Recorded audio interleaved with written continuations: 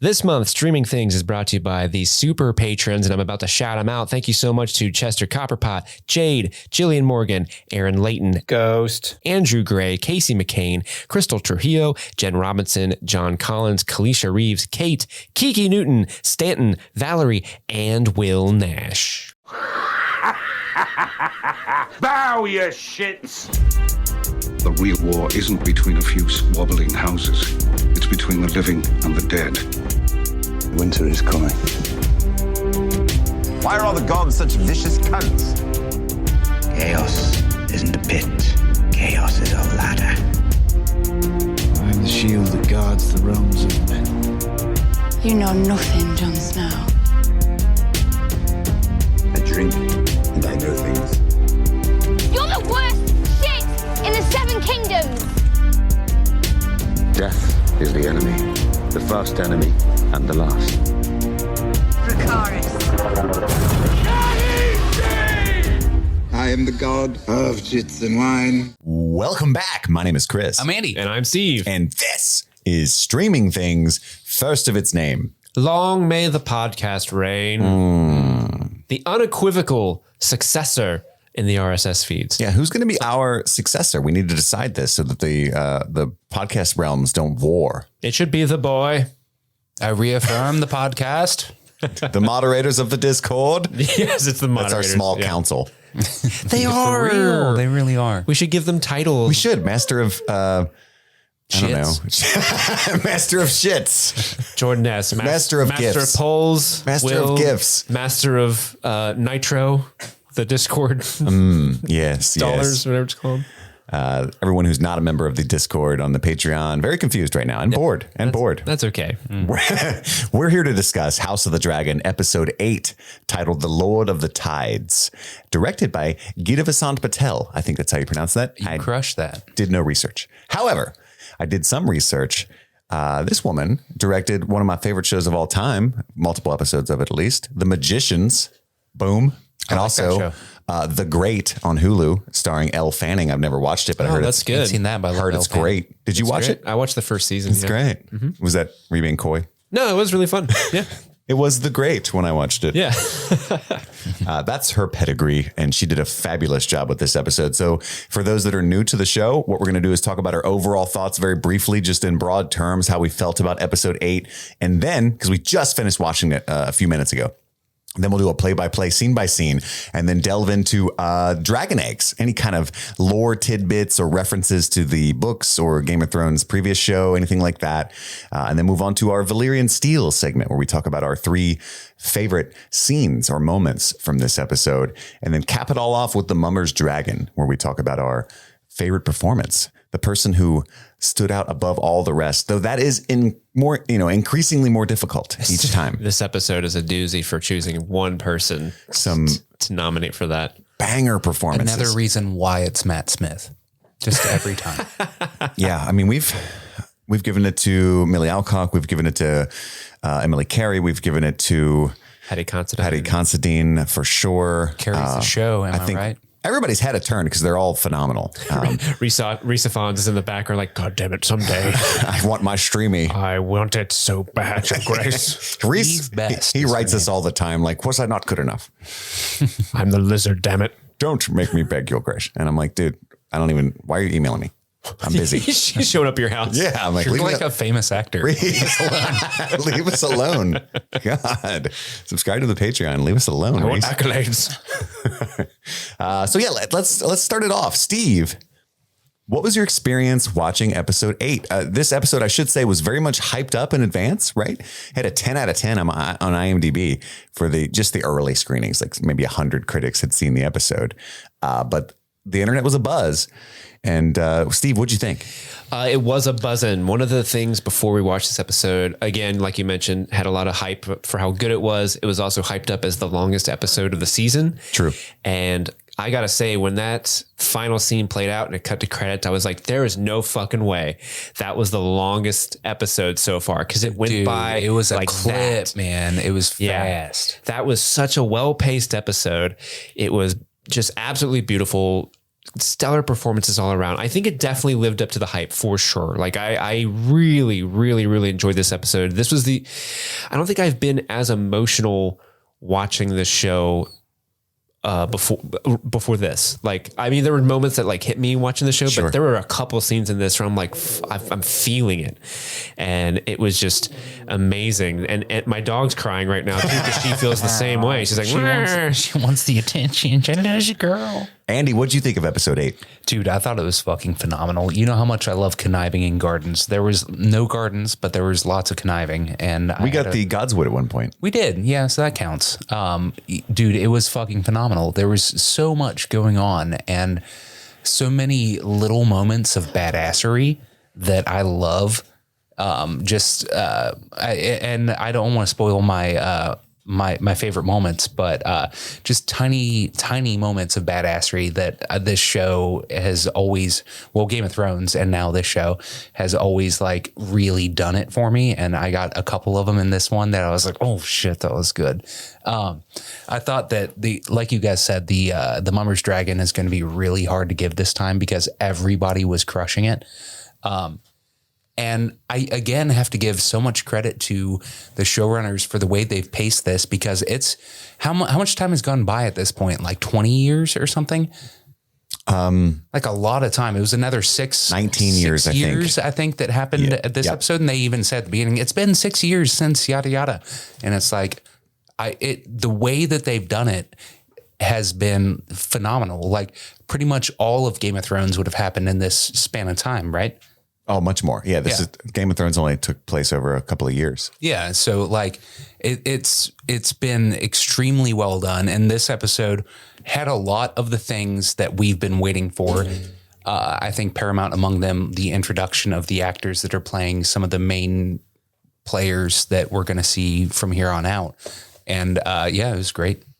Yeah, I 100% agree. I think one of the hot takes that I heard from some of the critics, I think 2 or 3 had echoed this, is that this episode was among the best, top 3, top 5 of any Game of Thrones related episode ever, meaning the original show as well. And you're talking about Hard Home, Winds of Winter, Battle of the Bastards, things like that, right? So it's like, what?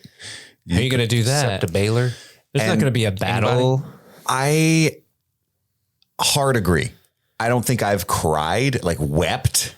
I was outright weeping at one point during a scene that I don't think I've done that as often as I did in this episode. But, I've cried in Game of Thrones multiple times, but like in one episode, I think 3 times brought me to actual tears.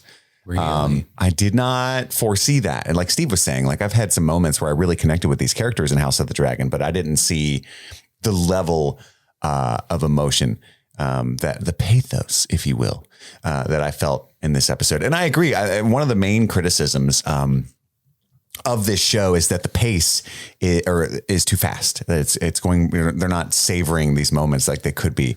And I don't understand that criticism at all, because the book on which this property is based is written in, like we've said many times, like a historical text, right? And so it just has really broad strokes of events, hardly any dialogue whatsoever. And it's like, how could you like feel like it's not delving into things as deeply as the book that just very broadly goes, you know what I mean? Like, and up to this point in the book, I think Viserys's entire reign in the Book of Fire Blood is like literally maybe 20 pages max. Like they don't really catalog Viserys specifically that much in the book. I just read it this afternoon. Yeah. And I did it in like a stiff half hour. I'm like, through Viserys, Yeah.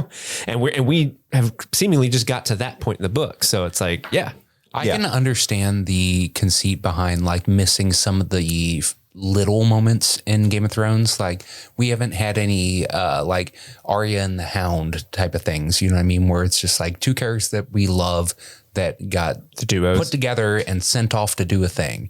And, you're the worst shit in the 7 kingdoms. And we haven't had those little bits of like fun asides. Well, I think the difference to your point is that Game of Thrones takes place over the entirety of Westeros and Essos, right? Whereas everything interesting that happens in House of the Dragon, for the most 90% of it is in King's Landing and Dragonstone.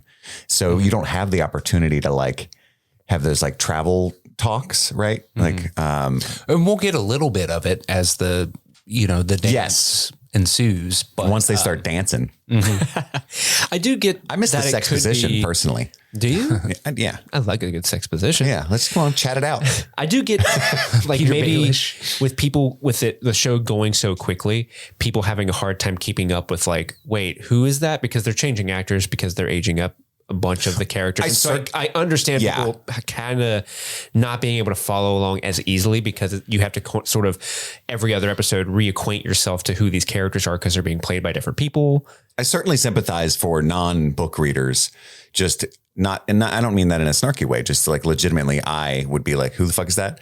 But I'm talking about like huge fans of A Song of Ice and Fire who've read Fire and Blood multiple times being like, it's just going so fast. And I'm like, you're a fucking liar. You know what I mean? Just to be completely honest about it. You're a liar. You're a damn liar. But anyway, I love this episode. I thought it was phenomenal. I'm going to gush about it. You're going to have to rein me back in, boys. You're going to have to rein me back in because there's going to be an area of criticism from me as usual in this show. Don't make me do it, Joe Grace. Don't make me do it, Joe Grace. Loved it. I'm going to gush. Let's dive right in. It opens, as Andy said, 6 years have passed since the last episode. This is the final huge time jump that we're going to get at least this season. And I think pretty much at all. For the first time, the show really called heavy attention to that. They also took pains for Jace to name himself to like, I am the new actor, which I appreciated. I thought it was definitely done. They very pointedly look at the camera and be like, Aegon, get out of bed. Oh, that's Aegon now? Okay, cool. What a douche looking guy too. Oh, for real. They cast him. If they didn't want it, I'm going to say this too, for our listeners and anyone else on the internet, I'm sorry in advance. If you're Team Green, that's gross. The only thing green in me is the color of the vomit that launches into my mouth at the thought of somebody saying they're Team Green. And I know they exist, but ugh.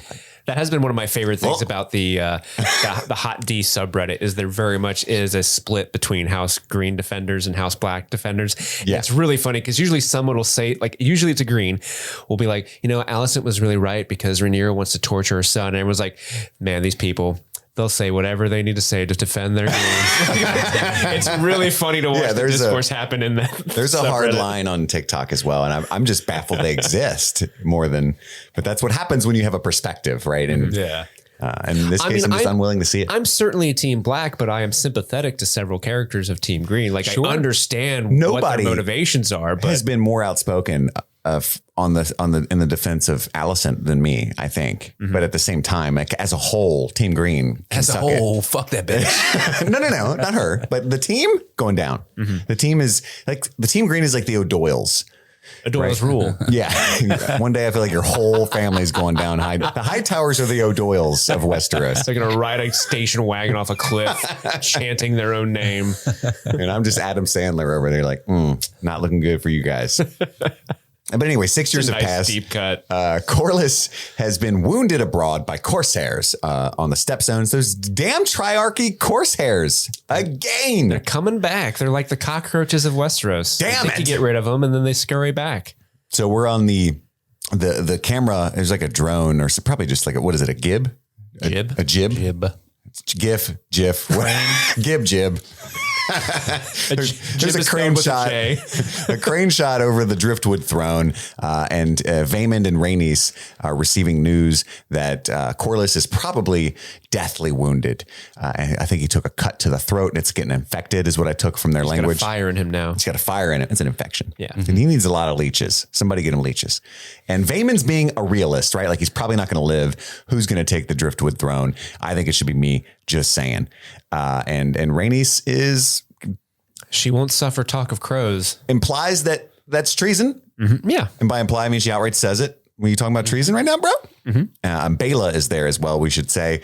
He speaks ill of Corlys, talking about, hey, he just My brother only cares for the history books. Yes, which is true. His ambition has brought down calamity upon calamity on their house. Mm-hmm. I'm not saying for me. I'm just saying for House Valyrian, it's really important that I get all the money and the coolness. And then paraphrasing, he says, I'd like your help, but I don't need it. Yes, which is very disrespectful to my Princess Rhaenys. That's how I feel about it, at least. I love Rhaenys. Can I just say that she's so good?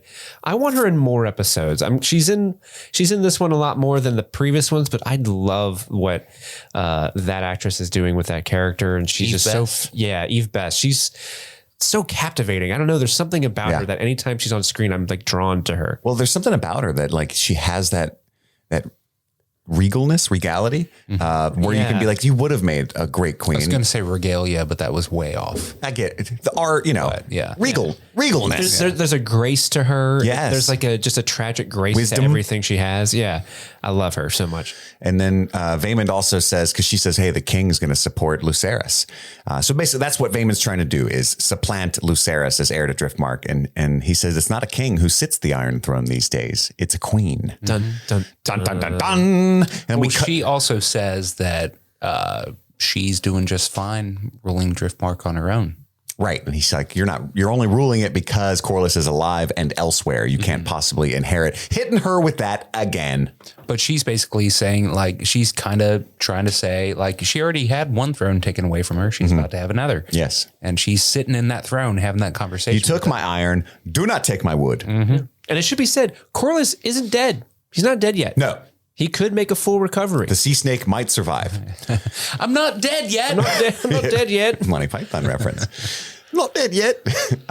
Dragonstone's where we cut to next. Daemon is doing some rock climbing. He's even got one of those little axes that you use to climb at least ice, and a little pickaxe. Yeah, to dig out little places to put your carabiners. And he's going down to dig out a dragon egg. Syrax has recently dropped 3 eggs. He's very pleased about that. He looks like a pleased papa. He looks so happy. Yes, this is the happiest I've seen Daemon this whole show. Love more dragons. I'm just confused. Why is it what's best? Because this is dumb. I'm sorry. You can cut this tangent out later. But he digs out the egg from where the dragon dropped it, right? Like you would think the dragon knows where dragon eggs should go. Digs it out. Now, you don't need to be in this dragon placenta. Gives it to the other human Valyrian speaking like dragon keepers. Hey, put this in the warmer. Or put it in the oven. Leave it there. Leave it where the fuck it was, because the creatures survived before humans were around. You know what I mean? Like, I'm just confused right now. Like, I think they're trying to have the opportunity to like imprint on the dragons as opposed to try to tame wild ones. Which I know that Rhaenyra is pregnant as well. Yes. So that's probably what he's doing, what Andy's saying. So, okay. So this is like a domestication procedure rather than what's best for the dragon. Sure. Yeah. Like you're right. You're right. A tomcat out of the woods is a lot harder than getting a kitten. I've done it. It is tough. I tell you what, every time I grab a tomcat from the woods, I'm like, I regret this. I tell you what. You stop it, kitty. Meow. Meow. And then he gets a message from Bela. And what the message is, hey, there's shit popping off on Driftmark. They're trying to supplant Lucerys. It's very hard font to read, and we only see it for a second. So we just have to surmise. Is it even in common tongue? I don't know. I thought I read. I felt like it might have been Valyrian. Usurp, but. Oh, really? Yeah. I just was like, can't read it. It's real hard to read. It was very flowery, whatever it was. I gave up immediately. It would make more sense if it was Valyrian. She typed it in webdings. Yeah. Wingdings? Wingdings, sorry. I was like, what is webdings? I think webdings is a thing too. Is it like webdings? You like dags? And we cut to the children, or at least Jace, being educated on how to speak High Valyrian in the room. Yeah, webdings is a thing, you motherfuckers. Ha ha ha, I'm right. And we get to see the painted table in Dragonstone. You're half right. It's a thing, but not a thing anybody uses. It's right here, clear as purple crayon. I love that Jace was like trying to be kingly. He was like, struggling with the High Valyrian. He was, Rhaenyra comes in and she's like, you don't have to learn it in a day. He said that a king needs to honor his ancestry or whatever. Because Team Black raises their children right. That's all I've been saying. No, he's like, no, I need to learn this shit. Keep going. Rosetta Stone level 3. Yeah, and he's on Duolingo. He's trying to get the high score for the day. I know how that is. Yeah, he doesn't want to break his record. No, Mom, I got a streak and I'm out of freezes. I'm out of freezes. I need to make this. My language learning reference was much older than your guys. And he used the Rosetta Stone CDs that he got in the early aughts. You guys didn't bootleg those back in the day? Nobody paid for them. No, I didn't have a strong enough internet connection or knowledge. Yeah, fair. Nor the wherewithal. But yeah, he's in there learning High Valyrian in the room with Stannis Baratheon's fuck pad. As was what I like to call table. It's Stannis Baratheon's fuck pad. Yeah, he did fuck on it. You're right. But it's that table that looks like it's a giant map of Westeros, but counters as a table as well. Indeed. And you can play some wicked D&D on that thing, I bet. Oh, I'm sure. Oh, can you imagine? Roll for initiative. That's what they're in there doing. Critical failure. Excuse me, oh gosh, I've got a message. Hold on. And they talk of Vaemond. That's when Rhaenyra gets the message that what's going down. And so they decide they need to fly to King's Landing, or at least travel to it. I think they take a boat, which is lame. And then we cut to one of the Kingsguard acting as herald, announcing Bay and Bay, or as you guys know them, Rhaenyra and Daemon. Everybody loves Raymond. Their arrival at King's Landing. Lord Caswell welcomes them. That skeevy bastard's up to something. What do you think, Steve? I don't know if he's up to something, but he's definitely he's the only person that greeted them, you know, which is saying something. Because if you don't remember, Lord Caswell was the one he was the first person to congratulate Rhaenyra and Laenor on their firstborn son when Jace was born. Or was it Lucerys that was born when she was walking up the steps? That scene. I think it was Lucerys. Or even Joffrey. It was Joffrey. Yeah, it was Joffrey. So when Joffrey was born and she's walking up the steps, that Lord was like, "Congratulations, what a fine boy you've had." That's Lord Caswell. Yeah, he was on the stairwell there and went during that gorgeous long take. But yeah, I think it's reminiscent of the time when Viserys went to Driftmark and Corlys and Rhaenys didn't greet the king, right? Yes. So it's a purposeful fuck you. And so nobody of note is there to greet Rhaenyra and Daemon. Son Lord Caswell. Yeah, I don't even know what he does. What does he do? He's definitely not busy. Lord of the Cases. And then Rhaenyra does it well. Rhaenyra's looking around with Daemon and she notices all this iconography of the Faith of the Seven and shit that has supplanted the stuff that's supposed to be hanging up around King's Landing and the Red Keep. And she's like, it's been so long, I scarcely recognize it. There's like the 7-sided star and other bullshit high tower stuff. She's like, not a fan. Not a fan of the redecorating. And then we cut to a scene of the small council, and it's harder and harder to recognize these folks, but there's definitely boring ass Lord Beesbury droning on about some ships and some whatnots. Allison's zoning out completely. Like this is dumb. Yeah. So I pulled up Fire and Blood because some of these characters I don't think they've named on screen yet. So I pulled up Fire and Blood in the segment where they sort of name who the small council is around this time, and I'll just read it through. I don't know if it'll be any help because I don't know 100% if these sort of correlate to one another. One of them definitely doesn't. But we got Serrato Hightower, Hand of the King. In here in the book, now that might be a spoiler, so I'm not going to read that. The Grand Maester, we think, is Orwyle, or at least that's the Grand Maester in the book at this time. There's Lord Lyman Beesbury, the guy who was talking. He is the Master of Coin. There's Tywin Lannister. We've met him before. He's the Master of Ships. There's Larys the Clubfoot is on the council as the Master of Whispers, but he's not in the scene. Lord Jasper Wilde, called Ironrod, is the Master of Laws. And I think he's the guy who looks like the like if Larys Strong gelled up his hair and went to a rave. Yes. That dude. I think he's supposed to be Jasper Wilde. And why does Mushroom think he's named Ironrod, Steve? Well, you can probably surmise. The old Ironrod. And then the council starts discussing usurping the claim of Lucerys as Lord of the Tides as well. And then we cut to Alicent being pulled away, walking out, and then calling Sir Eric accidentally. So you got to give respect where it's due. McTavish shows up and says, "Hey, your guests are That's here." true. McTavish is the one that beckons her. Westerling. Soap. I guess your guests are here was that in reference to Rhaenyra? Yeah, totally. So what pulled her to the room with Diana, which we'll talk about in a moment? I thought that was code maybe. Oh, I don't know. Because that was a real... she was tired. She's like, I'm you guys can take care of this. I'm tired. I'm leaving. And then as she was leaving the room, that's when... Sir Eric's the one that tells her. Yeah. That's right. So Sir Eric and Sir Eric are both twins. I think, are they both members of the Kingsguard, as I recall? Yes, they both are. And so they're twins that are both on the Kingsguard. Eric with an E and Arik with an A. That's how I said it. I think it's Eric and Eric now, which is frustrating. But which is funny. When I read it, it was Arik and Eric. She's like, "Hey, Sir Eric," and he's like, "No, Sir Eric is my brother. I'm Sir Eric." So they become important. Pay attention to them. They're very cool. Yeah. But it's two Kingsguard twins. They're gonna have a good C plot story. And then we cut to Rhaenyra visiting who I'm referring to as the zombie man, but it is King Viserys, much more dilapidated than before. Now he's missing half of his face, much of his body. Lots of teeth, lots of fingernails. Yeah, a bunch of teeth and fingernails missing. All the fingernails. He's lost about 30, 40 pounds. He's want for some hair. even more. Yes. Just looking extremely rough, barely breathing, doped up as hell on milk of the poppy. This was really well done because the makeup department made him look so ghastly, and you really can see just how ill this guy is. And every time they're cutting specifically to Damon, broke my heart every single time. Yes. Yeah, the way that Matt Smith is like avoiding looking at him, and you can tell it really bothers him that his brother's that way. When he's speaking, I think it's the first time we've ever seen Damon disconcerted almost at all, except for in the brothel. And yet he's like stuttering, unable to, he's just so uncomfortable by his brother wasting away. And it was so well done on both the part of Patty Considine and Matt Smith. And what broke my heart is he's like, oh, Rhaenyra, what's up? That's his daughter. He loves his daughter more than anyone in the world, except when she's like, Damon's here. He's like, oh shit. Damon, help me sit up. Help me up. Let me get up. That's my bro. That's my buddy. That's my good time boy. That's my rotten soldier. My sweet cheese. He's come back. And it's just so sad. That was such a well done scene. Damon's very uncomfortable, as we said. The little looks from Damon throughout this episode are heartbreaking. And hilarious, depending on the context, too, because he's got this way of just, again, I don't have any experience with Matt Smith. I'm not a Doctor Who fan.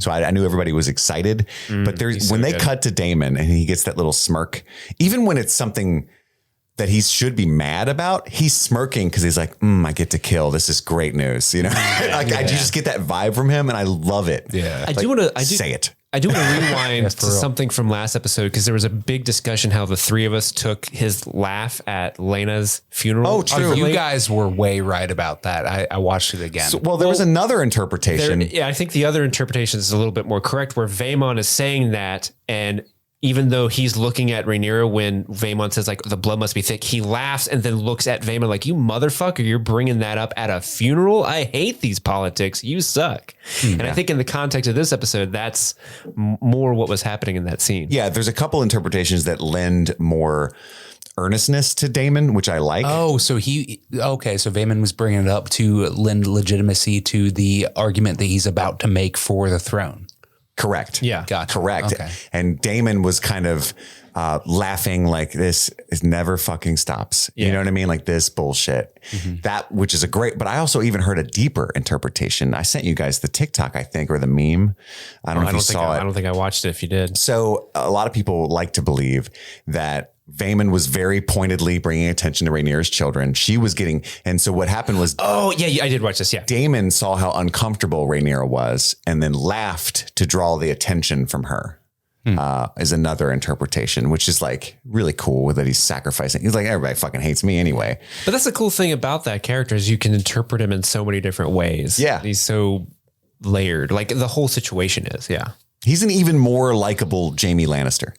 Because like there's some objectively terrible things about who he is as a person, like that you can't argue with, but you're like, I love him, which happened with Jaime, for the bulk of the middle seasons of Game of Thrones. Season like 3 on. Yeah. But I think Damon, like even more so, because there's less to hate. And episode 3 on. Is there less to hate? He does literally the exact same shit. He's murder, incest. I don't know why. I just like the guy a lot more. No, it's Matt Smith. It's because he's a Targaryen. He has a dragon. Yeah. And it's Matt Smith, the power of Matt Smith. But anyway, Viserys is of no use. They realize this quickly, that he's too doped up to be any help to them. And they do miss him. They worry about him. They're sad that he's sick. But they also came to him to petition, like, hey, you're the king. You're still alive. What the fuck's going on? We need your help, daddy, bro. And they were like, oh shit, he doesn't even know who we are. And they also introduced him to his new grandkids. Yes. Aegon the Young and Viserys. He has a kingly name. A name fit for a king. Yeah, which was a good joke, even in his addled state. But then they start crying and he's like, oh, Jesus Christ. And I identified with every bit of that as somebody with a 3-month-old. And then he asked for more tea, quote unquote. Damon smells it, realizes this isn't tea. This is heroin, this is morphine, my guy.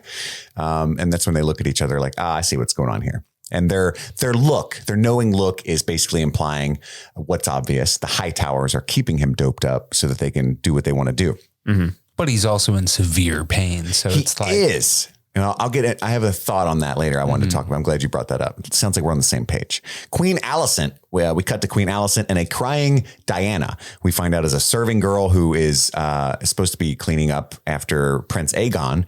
And she tells a story about how she was fetching the prince his wine. You found yourself in some trouble.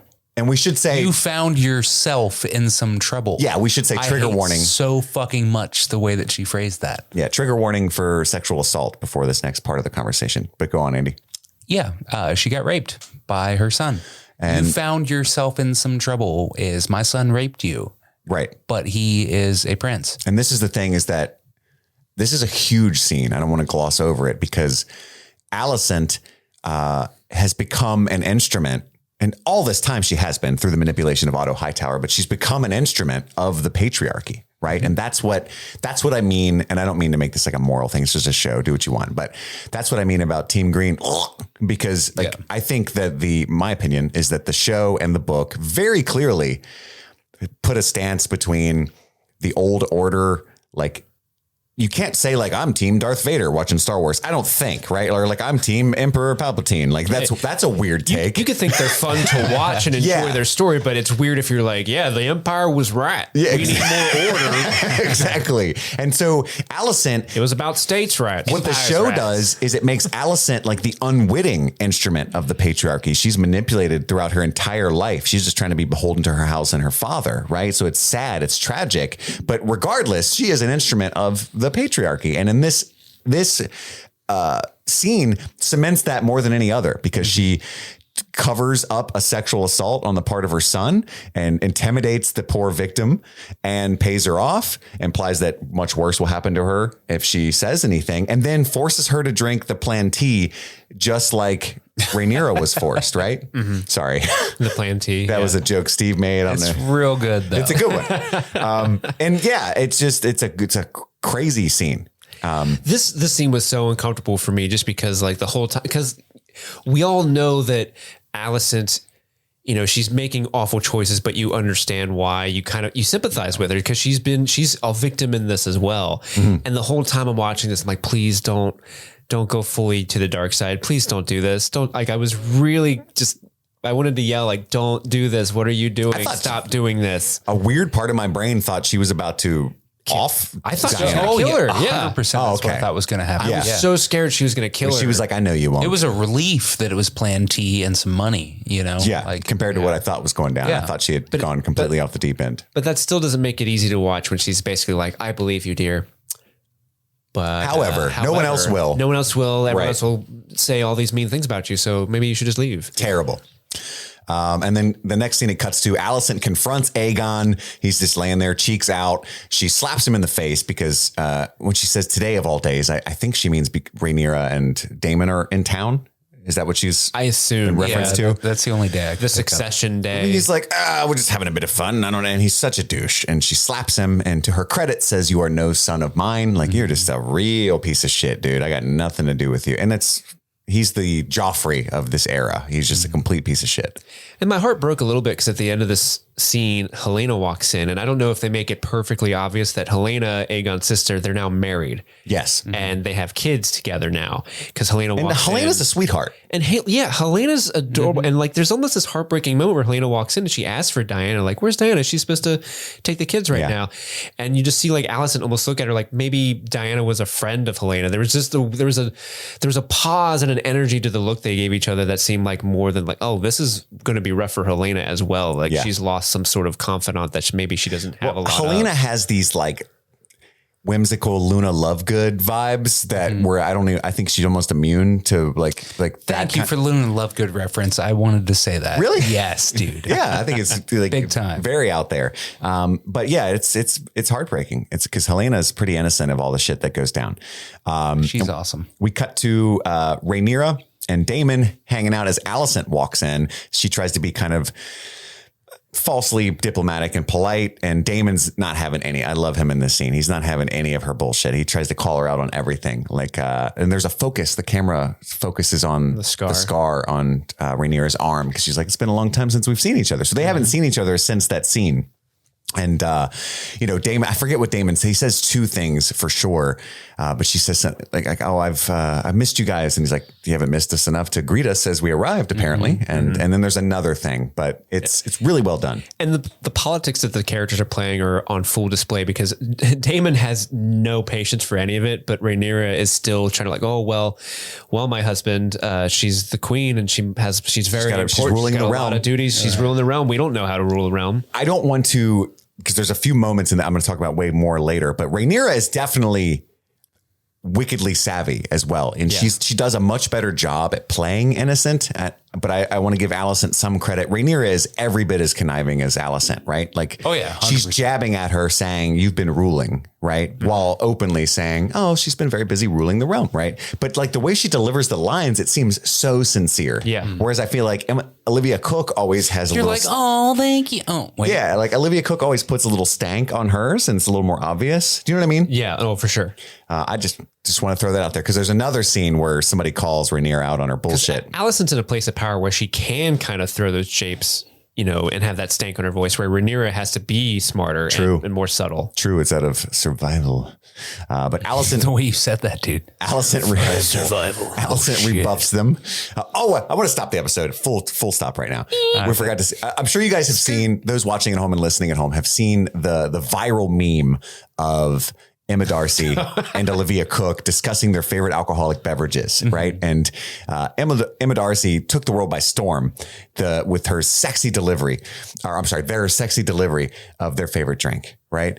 And so I called Andy. I don't drink. I've been sober for 10 years. So I called Andy and I was like, hey, you should probably try to make a Negroni Spagliato with Prosecco in it for the show. You guys could enjoy that. So Steve and Andy tried to tell us about your experiences with the Negronis. So we bought the necessary ingredients for the Negroni Spagliato with Prosecco, which involves Prosecco and then sweet vermouth and Campari.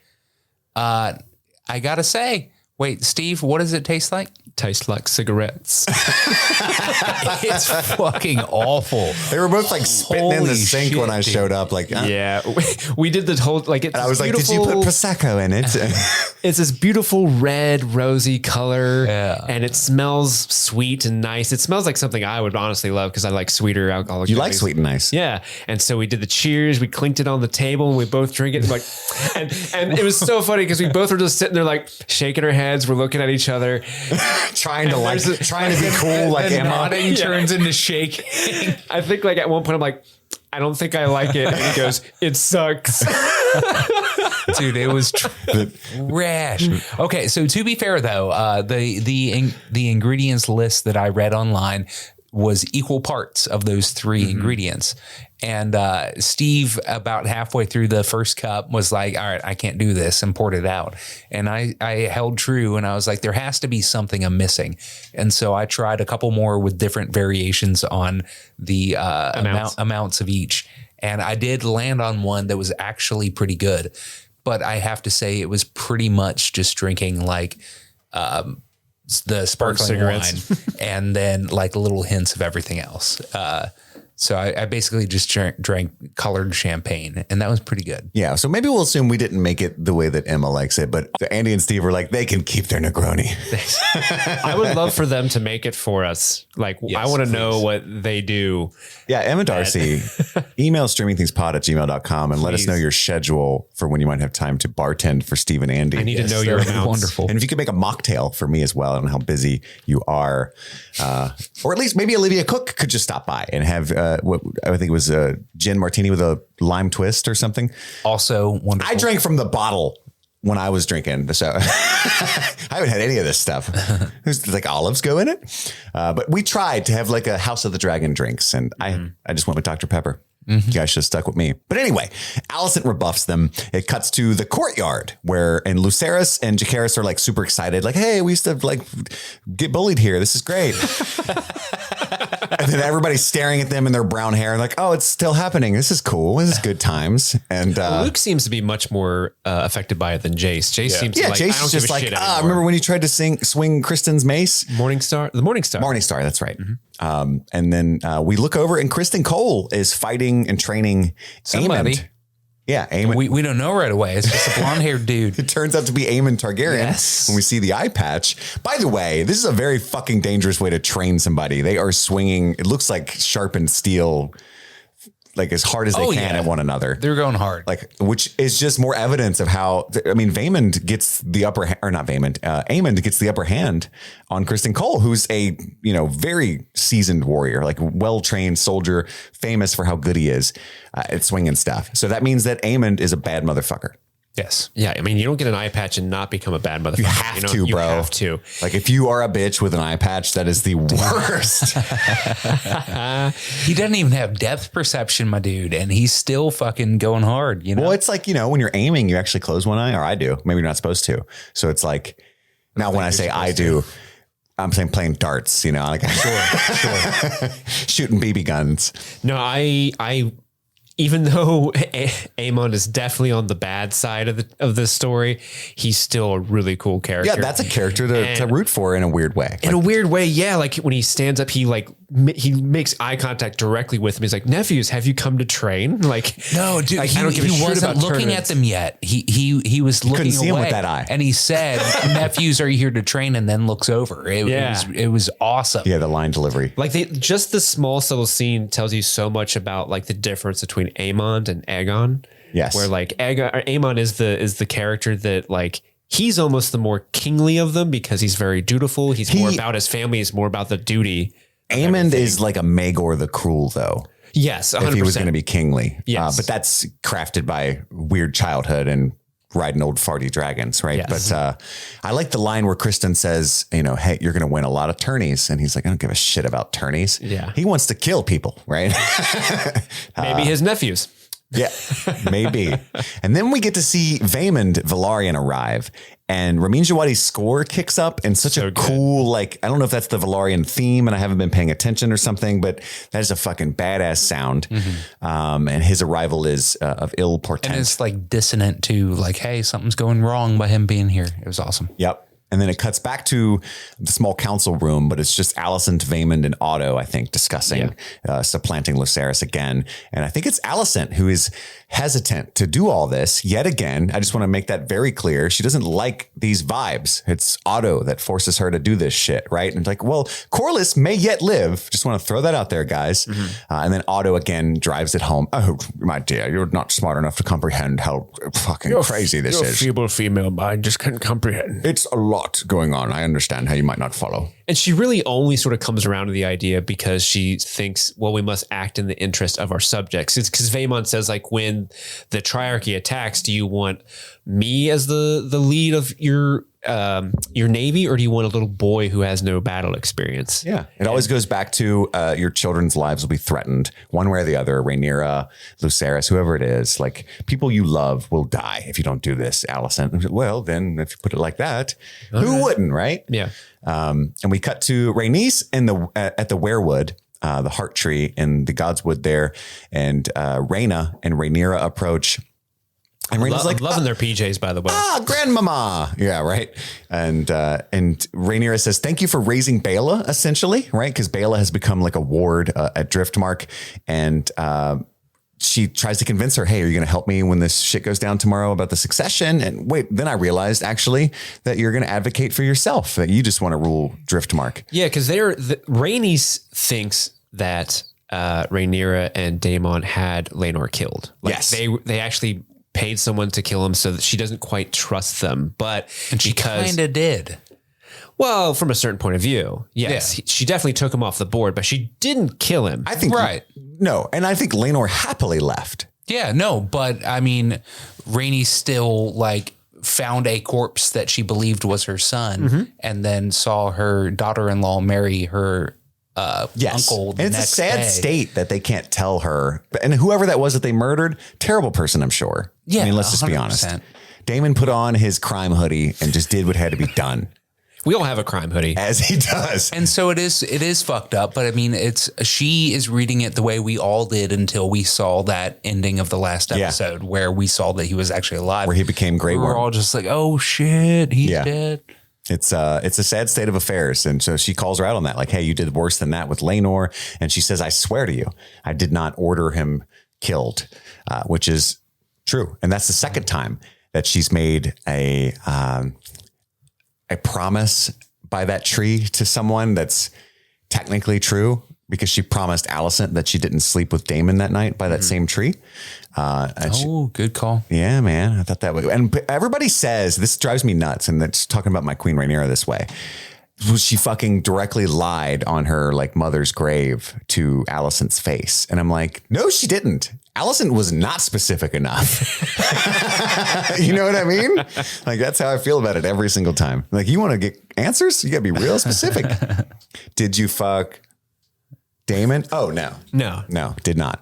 Wanted to, didn't. Yeah.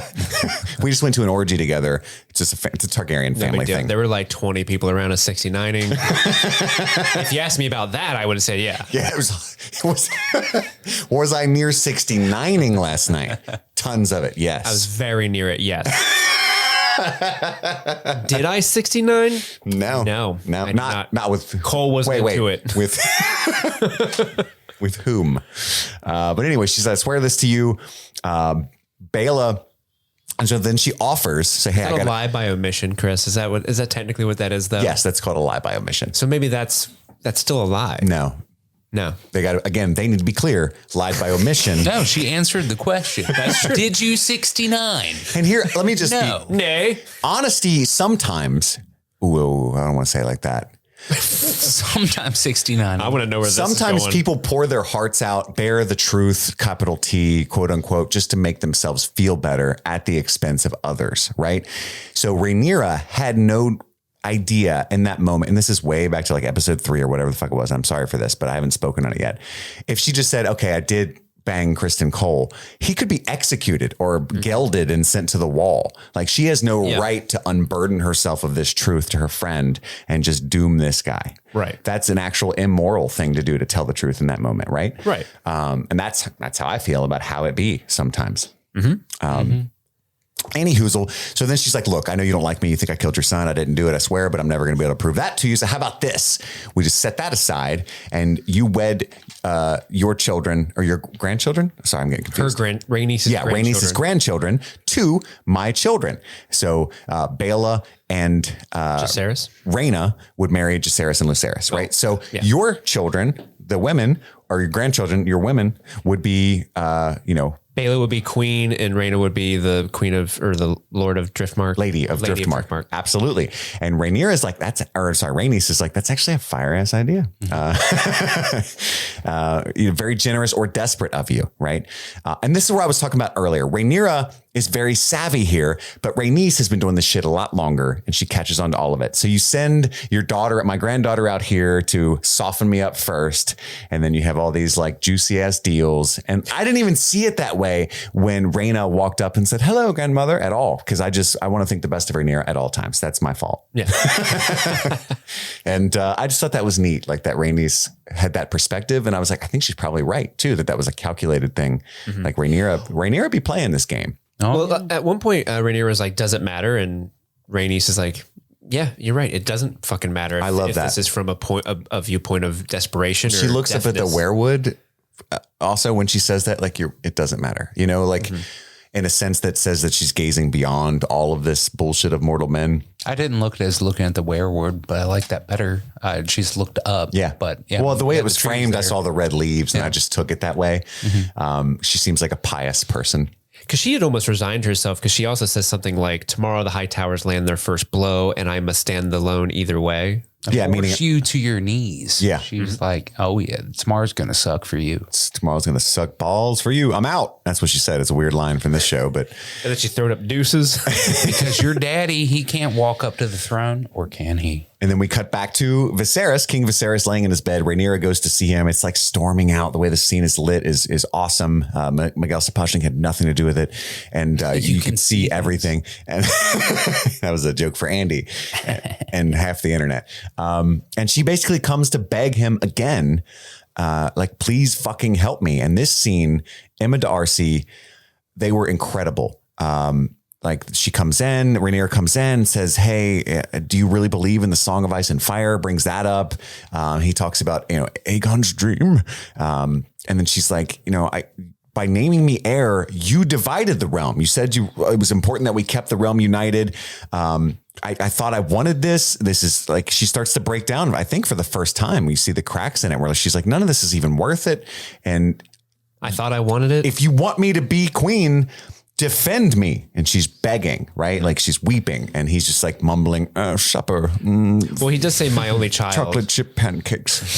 Legos. Legos. Grits and cheese. Not Duplos. Legos. I'm not a poor. Speaking of Legos, it cuts to Viserys's model when he's being worked on by his handmaidens and stuff, and it's got cobwebs all over it. I know. This man hasn't played with his toys in years. That was so heartbreaking. His only joy. Years. Gosh. His only joy is playing with his Legos, and he's been robbed of it. And he's got to look at it while they're picking away with his at his one eye. Flesh. Yeah. He's being prodded and sliced, and he just says to Otto, hey, I just want supper tonight. And this, I love this. God, it's so fucking good. The layers of this dialogue, because Otto looks down on Viserys. Like, you're a dumb old dottery old bitch. And so Even though Viserys is younger than Otto. yeah. So Otto's whole perspective is it's breakfast, Joe Grace. You don't even know what time it is. And Viserys is like, I fucking know it's breakfast. I'm talking about tonight. You ass. Make my dinner. Bitch. You know what I mean? You're invited, but I hate it. And I love that subtext there. And he's like, I want us to dine together. The entire family's all in the Red Keep. And then Otto's like, well, drink your morphine. And he's like, no. And Otto's like, oh, shit. He wants him doped up. And then it cuts to the throne. Take the drugs, Joe Grace. Take the drugs. Don't make me throw it away. Son-in-law at that point, right? Yes. So the king is Otto's son-in-law. Take the drugs, my son-in-law. My son. It cuts to an awesome shot of the Iron Throne. I don't know if it's a crane or a jib or what have you, Steve and Andy, but it goes over. Jib and a crane. We'll call it a crib. Thing. It goes over. It's the same thing. It's a gib. And very pointedly, Otto Hightower is standing in front of the Iron Throne, not sitting upon it, but as close as he can fucking get. He gets there. He sits on it. He sits. Oh, do he be sitting? He does sit on it. He starts standing, but he does go and sit. Puts those Hightower cheeks right upon the fabled throne. Then green says, I'm as hand of the king, speak for the king in this matter and all other matters. Sit in the king's chairs, including this one. I play with his Legos. No, he doesn't. He's not cool enough. He plays with his Duplos. They're all, yeah, he doesn't know the difference. I have they're easier to stack into high towers. That's all he does is make towers. He's so stupid. They're not detailed or anything. No, it's just straight up. This is fun. I got him 20 high today. I want more colors. I don't think anybody's laughing but me, but this is funny shit, man. Everyone knows what Duplos are, right? We can't be the only ones. Duplo is off-brand Legos. Yeah. Okay. They're like usually cheaper, like thicker bricks. Yeah, they're real thick. They're kind of meant more it's like for the younger kind you kids. would see at the hospital for toddlers to play with because they're, Okay. you know, the little waiting rooms in doctors' offices with toys and stuff. They're the affordable alternative. Yeah, they're just like, whatever, take these. They're also marketed more for younger kids as well. Yes. Duplos are? They're not as easy to swallow. Yeah, exactly. Or if you're Otto and you're dumb, then he's actually a brilliant man. He's I like to make the stackies.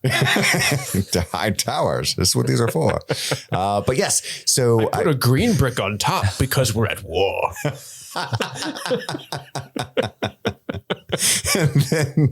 and so Otto's there. They're there to discuss the succession of Driftmark. The Greens stand together off to one side, looking all creepy and shit, and just gross in general. And then that was mostly Aegon.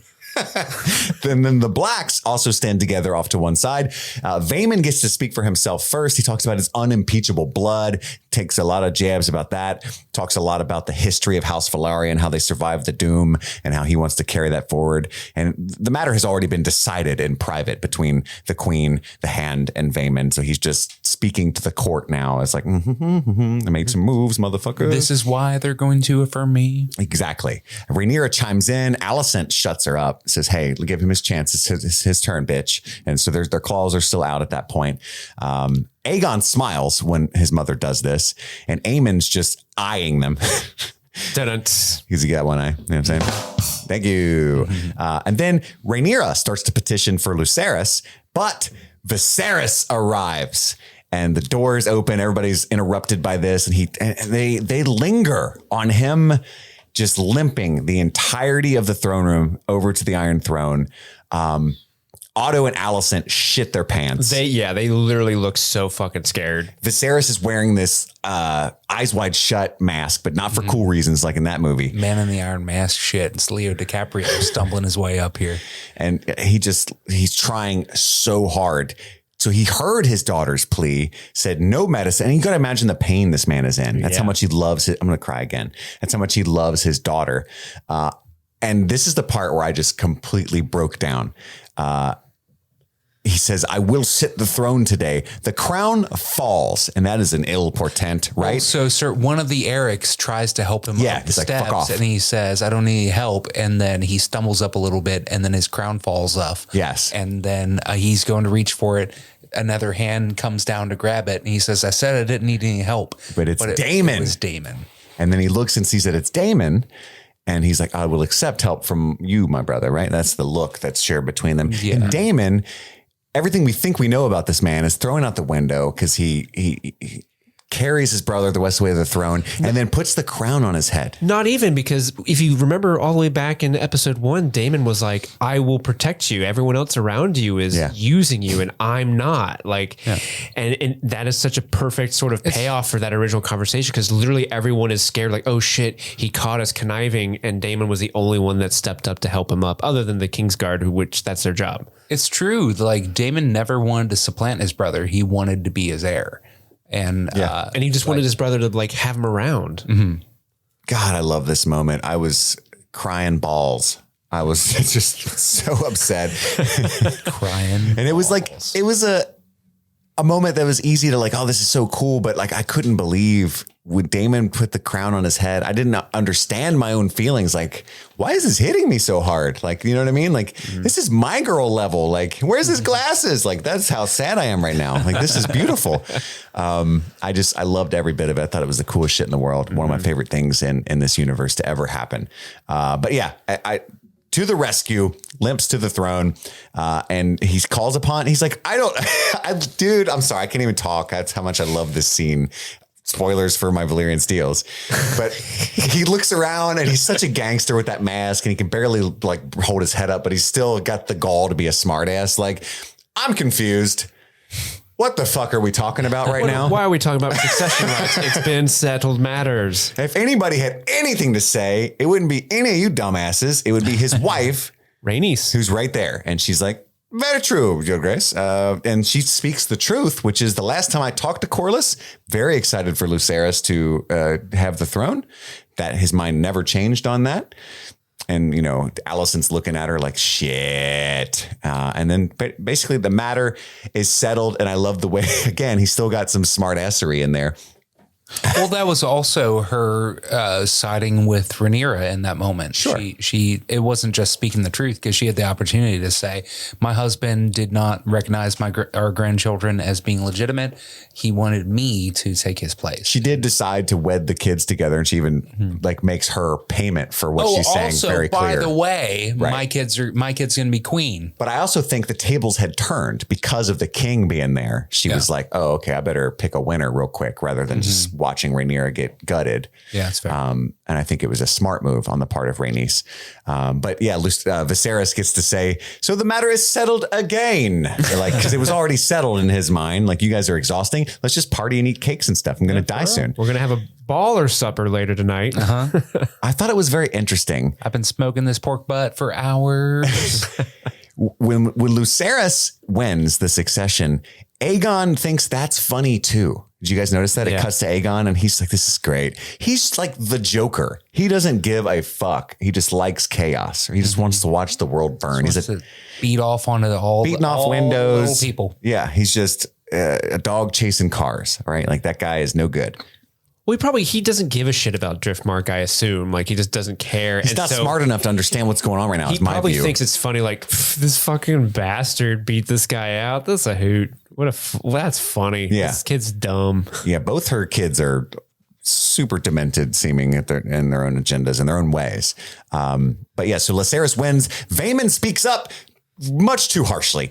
That is no true Valyrian. And then I think, again, Viserys musters some stank and says, I don't know what a second son of a house has to do. Like old second son ass bitch. No offense to you, Damon. And because in Vaemon's mind, he thinks that this is literally the end of his house. So I think from his point of view, he has like nothing else to lose. Cause like, yeah, he's irate because he's played all this chess in his mind, right? Yeah, I set all this up. You literally are demolishing House Valyrian because these kids aren't Valerian blood. Yeah. And or Valyrian, you're ruining our house. And he at one point he points at Luke and he's like, I will not let that. And my house survived the doom, is what he says. Yeah. And my house will not end because of that, and points at the kids. And Damon's like, say it, motherfucker. Say it. Say it, please. Say it. I haven't swung this sword in years. Last time I used it was on my other wife. Say it. And at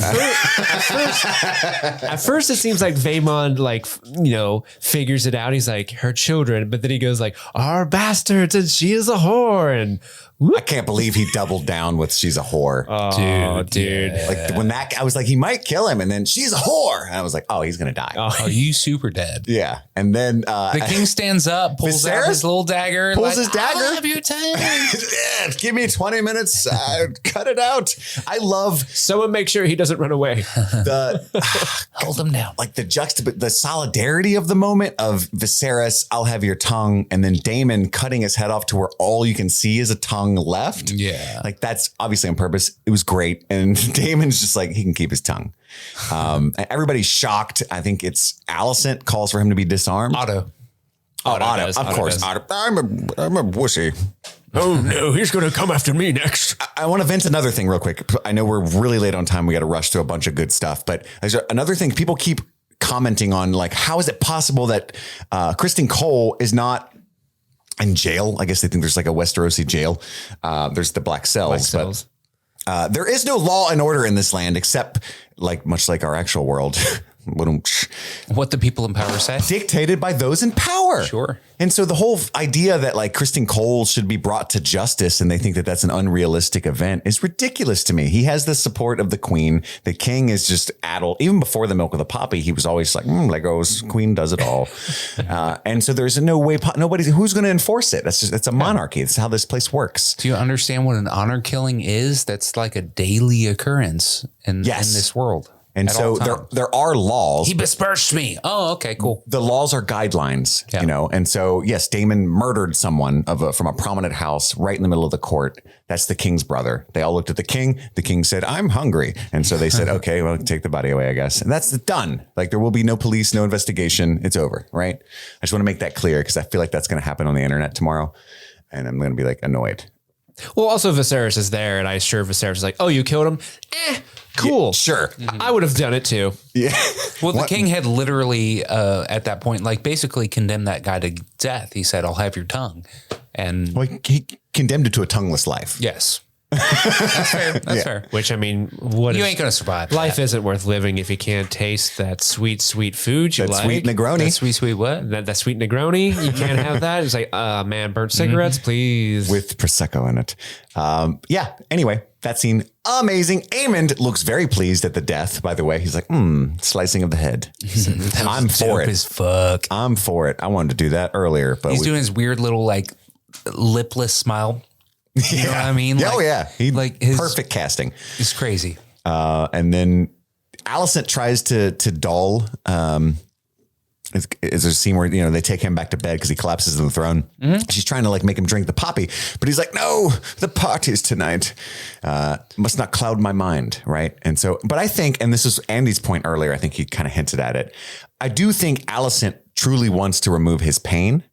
Yes. Where Otto 100% wants him out of the picture of the ruling, right? Absolutely. That's the vibe that I got. I'm glad we read the scene the same way, guys. We're on the same page here. Yeah, no, 100%. You can want to ease someone's pain and have the unfortunate side effect that they're not all there, right? Sure. That happens every day. Yeah. Yeah. We cut to Rhaenys looking at the dead body of Vaemond while the Silent Sisters work upon it. And it's the Grand Maester. The new Grand Maester. Yeah, apparently Melis has died off screen. Yeah, Melos has been dead for a few episodes. The Grand Maester says, hey, you should probably get out of here. This is pretty gross, right? And she says, the stranger has called upon me in my life many times. Basically, this doesn't bother me, dude. Chill out. I've seen a bunch of tongues and shit. Yeah, he says like it's ill luck to look on the dead. And she said, the stranger didn't care which way I look. Yep. Really good scene with Rhaenys. And then we cut to the supper. Viserys is pleased.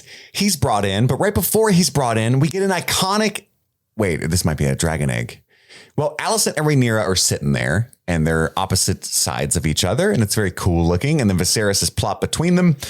I'm going to go as quickly as I can. I know we're super late on time, but this is a huge scene, right? The supper starts... after the beheading, which is so funny to me. Like this is hours later and everybody's like, Daemon's sitting there. Big day. A lot of the family of close family of Vaemond is sitting there like forking their salad and stuff like, hand me the wrench. And they're just like, this is another day in King's Landing. Daemon chuckles at the mention of Vaemond by Otto. Otto's disgusted. He fucking hates Daemon. And I love that the juxtaposition of Otto and Daemon is like, because Daemon's so cool and Otto hates Daemon. Therefore, fuck Otto, like from the very first episode, right? They're also like completely opposite ends of the table. Oh, as far away as they can get. They are like politically, and ideally they're complete opposites. So that's good staging. Yeah, absolutely. And that's when Viserys says, hey, today's a celebration, which made me chuckle because he wants to focus on the fact that Baela and Rhaena are betrothed to Jacaerys and Lucerys. And he calls for a toast to the young princess. The princess, sorry. Aegon starts teasing Jace like, hey, you're finally going to lose your virginity. Did you know what to do with it? Yeah, you're going to know what to do. Know how it works. And it's Rhaena, right? That keeps trying to talk. No, that'd be Baela. Baela is betrothed to Jacaerys. And it's Jacaerys that, yeah. So Baela keeps trying to talk him down. It's right? cool. You know where to put it. Right. I'll show you. And then Viserys says it both, and then he sees all this infighting going on again, right? Like he's looking around, immediately sees the vibes. He picks up the vibes because he's not on the poppy, and he stands up. He says, it both gladdens my heart and fills me with sorrow to see you all gathered here because I love all of you very much, but you hate each other. Hence the duality. Takes off his mask. My own face is no longer a handsome one, if ever it was. I want you to like, oh my fuck. Yeah. I want you to see me. He's got an eye off. I want you to see me as I am. I'm not just the king. I'm your father. I'm your brother. I'm your husband. I'm your grandsire. And I'm about to die. The House of the Dragon is divided. There was that Leonardo DiCaprio moment. It was like, that's the name of the show. And he's missing like half his cheek. You can see through to his rotten teeth. Yeah. It's like Christopher Nolan's Two-Face kind of thing. Exactly. And he's basically saying, stand strong if the House of the Dragon is divided. I'm fucking begging you to get along for the sake of not just the crown, but the old man standing here. If not for the crown, then for me. And again, one of those moments where tears were flooding. Rhaenyra, and this is for Team Green. You listen closely. Rhaenyra, not for the first time, extends an olive branch. And says, I toast, and she's not I don't think she's diplomatically saying this. I think she's coming to realize, you know what? There's a lot of good I can say about this woman. She toasts the queen. It moves me deeply. No, that's what Alicent says in response, but toast the queen like, hey, you've been such a good queen to this realm, a good wife to my father. I think the fact that she has dutifully taken care of Viserys while she has not been around, actually, I think that actually means something to her. And she's being very genuine in specifically that toast to her. Absolutely. And then Alicent seems genuinely moved by it. Like, it moves me deeply that you would do that. She makes her own toast back to Rhaenyra. You'll make a fine queen. And Otto like, what'd you say? Ew. Ew, yo, gross. And I thought, and then they all sip the toast, the double toast. Did Otto not sip? Because when it cuts to him, he's setting his cup down and he's not swallowing. That's all I know for sure. But I didn't catch that. That's a good catch, though. Yeah, I think he was like, no. This is a Negroni. Don't make me drink it, Yogurt. Please. And after that. I love this sequence that happens after that because it's like this, the music is beautiful. It's like hey, this is what could be. Like if the scene doesn't go down the way it's about to, this is the happy life that we all could live. Viserys gets to see what he's always wanted. before, and it's one of his last things he gets to see. Yeah, it's as he beautiful. looks around. Helena's dancing with Jacaerys, I think is who it is. Jacaerys, yeah. And it's great. He's just like, he doesn't really smile, but you can tell that he registers. And that's the whole point of the scene. Like, everybody's getting along. This is great. What he wanted. That's all he's wanted. And then it was my third cry in like quick succession. But I was like, holy shit, man, this is doing it for me. And then he gets too sick and they carry Viserys out. And that's when bastard bitch ass Aegon starts teasing Jacaerys again. Well, no, he goes over to Bela and says, like, if you ever want to get dick good, let me know. Right, I got you. Yeah, he does this with Bale before Viserys is taken away. Because Jace gets upset, like slams his hands on the table. Oh yeah, and that's when Jace actually is like, actually, you know what? I've got a toast as well, and he kind of toasts to this. Hold on, that's a great moment because I think Jace could take Aegon, is my belief. Yes, for sure. However, Aemond would kill all three of them easily. Yeah, Aemond stands up. And so Aemond stands up like, you want to go? And that's when Jace is like, not so much. Which is a great moment. And like, Aemond's closer to Daemon than anything. And personality is like, say it, please. He's that mode. So that's a really cool, tense moment. And Helena has another one of her little asides. She says, beware the beast beneath the boards at one point. So I look forward to knowing what that means in the future. And then, the two brothers, Aegon and Aemon, are stewing as Jace begins dancing with Helena. And that's when we get this, like, oh, it's a happy moment. Viserys did it. He achieved what he wanted to do and brought the family together. Yep. Poor guy. Poor guy. But where are the beasts beneath the boards? I want to know what that is. That's what she said. I don't have any smart things to say about that. Then we get the dancing. Viserys gets to see them happy. Daemon is the first one to really notice that Viserys starts coughing and being ill. And you can kind of it's a really great shot because there's a lot of people in the foreground, but they perfectly frame just a little bit of his face enough to you can see the worry in Daemon's face. Yeah. It's a really great shot. And Lucerys is kind of a prick, and he laughs directly at Aemon's face, looking at his eye, because Lucerys is the one that cut it. And that's a little too much for Aemon to bear. So then he stands up and gives a toast to the handsome, wise, strong boys. The three strong boys, Rhaenyra's children, obvious what that means. And then they stand up, almost fight. I think Aemon kind of slaps them both off easily is what goes down. Somebody hits somebody. I think Jace hits him first. Well, like Aegon slams Luke's head into the table. Yeah. And then Jace punches Aemon in the face. Aemon like casually pushes Jace over because he's like 3 times his size and well trained. Yeah. And then Daemon steps in between. I love that. He just steps in like, okay, is this happening? I'm here. Yeah. Everyone immediately just nobody's listening to anybody, but it's like the guy who will literally murder you without thinking about it steps in. They're like, no, later then. I'm gonna chill out for now. But what's it remind me of? Oh, it's Chris Tucker's character from Friday when he's talking about Debo, and Debo tells him to shut up. And when he leaves, Chris Tucker's like, he tells me to be quiet. I'll be quiet. But when he leave, I'll be talking again. And like that's Damon's vibe in this court, right? Like, I'll be quiet for now. That was a dumb reference. I'm sorry.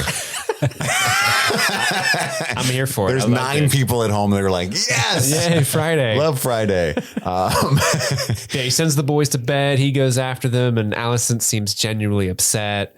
Rhaenyra and Alicent are both mutually upset. Yeah, of everything that went down. She's like, I'm gonna take my kids back to Dragonstone.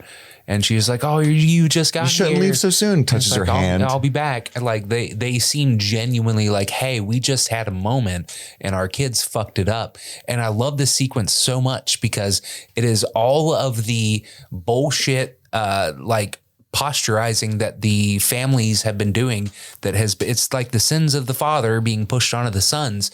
And so these kids have inherited this like animosity for each other. By no fault of their own. They were little homies back in the day. And of course they fought, and that's what kids do. But like now it's political and they know that. And that's why they're making the toasts about like, hey, you're a bastard and things like that. Like now it really matters. And the mothers were like, oh no, we just got past this. And hey, this is still okay, right? Right. but I'll be back. And oh my God, it broke my heart. It's heartbreaking. I think they're really about to make up and be friends. And there's no way that somebody on a lot of medicine would just like really hammer home the enmity for good and all. Yeah. That's how I'm feeling in this moment. No, like, what could happen? Not going to happen. Before we do get that scene, though, we get a little view of Massaria. Yeah, Lady Misery herself, the Grey Worm. No, Grey Worm's a character. Worm. White Worm. White Worm. Too many worms. Lady Misery, the White Worm, Massaria. We all know her. We all love her. Come on. Massaria, the ex-mistress of Daemon Targaryen, at least as far as we know. And Talia, I believe, is the character of Talia, the woman that told Alicent about Diana and her situation with Aegon. That's who I think that is. And then we don't get much there. It cuts to Viserys moaning in bed. Alicent's doping him up, and he starts talking about the Song of Ice and Fire again. He thinks he's talking to Rhaenyra. He's thinks answering it's that question. Rhaenyra. He wanted to know if I believe it to be true. Well, she's like, what to be true? Aegon. And she's like, my son Aegon? And he's like, the prince that was promised.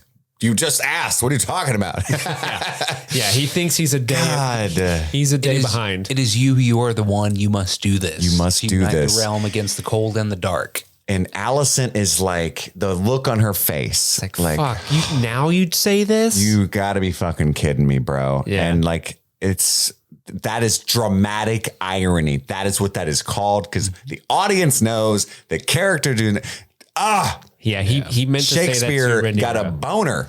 Yeah, and it's so perfectly played because like you said, Alicent doesn't look like, oh yeah, my plans come into fruition. Yeah. She definitely has this like, oh fuck, things were just starting to turn around. Yeah, she seems very resigned to this I'm gonna fate. have to do some things I don't want to do. Because up to this point, she's been trying to protect her kids and afraid that Rhaenyra was going to put her kids to the sword. And up to this point, she has believed she's been going against the will of her husband, and she's felt kind of in the wrong, but spurred on by Otto. But you give her an ounce of righteousness and things might get bad. Maybe. I don't know. Maybe everything will be okay. The kid she's trying to protect this whole fucking time, you go and tell her, oh, that's the prince that was promised. Oh, well, like now I got to protect him. And then the camera lingers on the Valyrian dagger that has the Song of Ice and Fire imbued on it. Yeah, she doesn't know anything about that dagger. No, and it's almost brutal by the director to just be like, dang, wish she had read this knife. Like as the scene cuts, and then it goes back to center on Viserys, and he kind of looks out into the afterlife, it seems to me, and says, my love. I'm assuming Emma is. He says, no more, my love. Yeah, he does it. Well, no more as in no more of this shit. I'm done with all this pain. And then my love. And so he goes to be with Emma. I assume he's dead at the start of the next episode.